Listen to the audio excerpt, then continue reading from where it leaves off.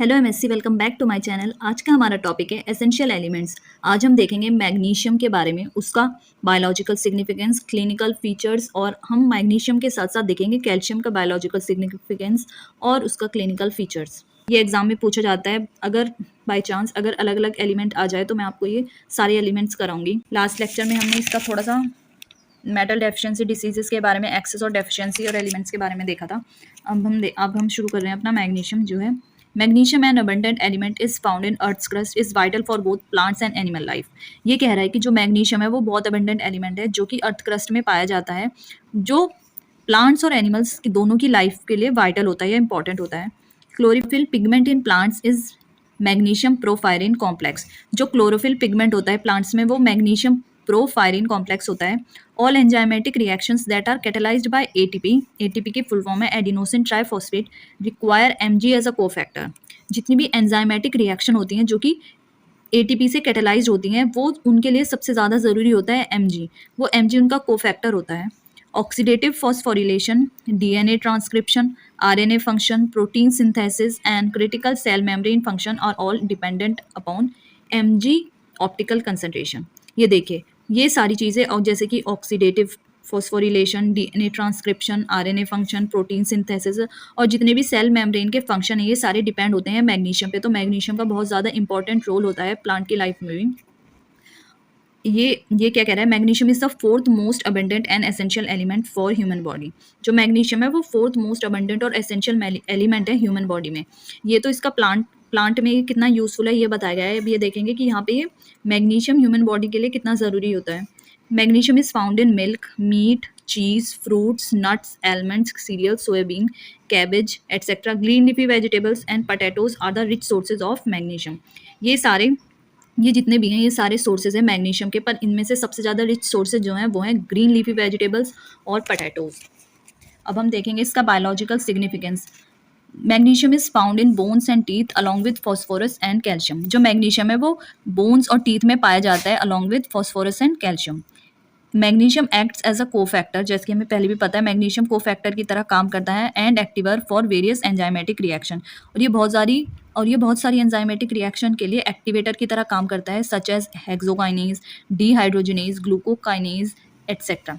ये देखिए, ये जीटीपी को कन्वर्ट कर रहा है जीडीपी में और एटीपी को कन्वर्ट कर रहा है एडीपी में। इसके क्लिनिकल फीचर्स हैं एक्सेस ऑफ मैग्नीशियम। इसके क्लिनिकल फीचर्स, जब हम मैग्नीशियम का एक्सेस में यूज़ करते हैं तो क्या प्रॉब्लम होती है, और अगर डेफिशिएंसी में हम उसका कुछ डेफिशिएंसी हो जाती है मैग्नीशियम की तो उससे क्या प्रॉब्लम होती है। तो इसके एक्सेस और डेफिशिएंसी दोनों से प्रॉब्लम होती है। तो ये excess of magnesium causes blood cancer, kidney failure, diabetes mellitus. जो मैग्नीशियम की एक्सेस है वो क्या करता है, कॉज करता है ब्लड कैंसर, किडनी फेलियर और diabetic mellitus. Deficiency of magnesium occurs by excessive sweating or through urine in form of soluble salts causes। जो डेफिशिएंसी है मैग्नीशियम की वो अकर होती है बाय एक्सेसिव स्वेटिंग या through urine in the form of soluble salt, वो cause करते हैं, उससे एसिडिटी होती है, न्यूरोमस्कुलर इरिटेशन, मेटाबॉलिक डिस्टर्बेंस और मे लीड टू रिकेट्स। ये थी मैग्नीशियम के बारे में। अब हम देखेंगे कैल्शियम के बारे में। Calcium is the most abundant mineral in human body. जो कैल्शियम है वो भी मोस्ट अबंडेंट मिनरल है ह्यूमन बॉडी में। The richest source of calcium is milk and cheese. जो कैल्शियम का रिचेस्ट सोर्स है वो कैल्शियम और चीज़ होता है। It is also present in cabbage, nuts, egg yolk, turnip, green vegetables और बीन्स। ये cabbage, nuts, egg yolk, turnip इन सब चीज़ में भी पाया जाती है। ये है इसके अदर सोर्सेज। ये है इसका बायोलॉजिकल सिग्निफिकेंस। सबसे पहला कैल्शियम का बायोलॉजिकल सिग्निफिकेंस है 99% of calcium is present in bones and teeth in the form of calcium phosphate and calcium carbonate.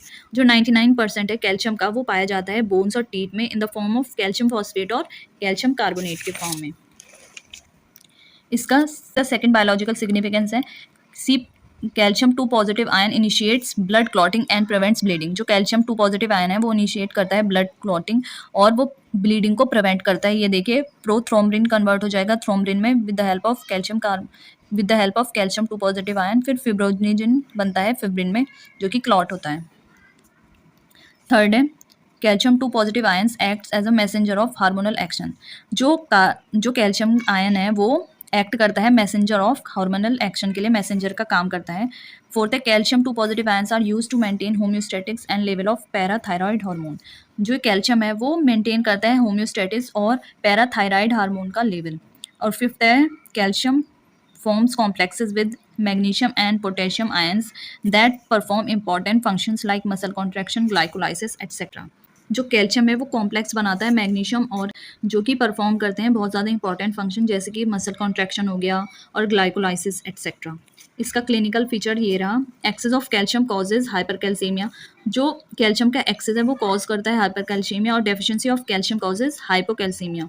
इसके अंदर आता है kidney failure, Addison excess of calcium के अंदर आता है kidney failure, Addison's disease, thyrosis, lithogenesis, that is the formation of stones in kidney and gall bladder. और deficiency से सबसे पहले तो ये हाइपोकैल्सीमिया कॉज करता है, उसके बाद में poor development of bones and teeth का poor development. Calcium, phosphorus and vitamin D causes rickets, इनसे रिकेट्स हो जाता है अगर इनकी डेफिशिएंसी होती है। ऑस्टियोपोरोसिस भी होता है इससे, जो है loss of bone mass led to bone fractures. ये थे इसके क्लिनिकल फीचर्स, ये था बायोलॉजिकल सिग्निफिकेंस, बेसिक कॉन्सेप्ट ये सब, ये था मैग्नीशियम के बारे में। नेक्स्ट लेक्चर में अब हम देखेंगे फॉस्फोरस, सल्फर और सोडियम के बारे में। होप आपको ये समझ आया होगा। इतना इन 2 एलिमेंट्स के लिए इतना इनफ रहेगा। अगर आपको और वीडियोस चाहिए तो please like, share and comment and subscribe my channel for more videos. Please do subscribe my channel. Thank you.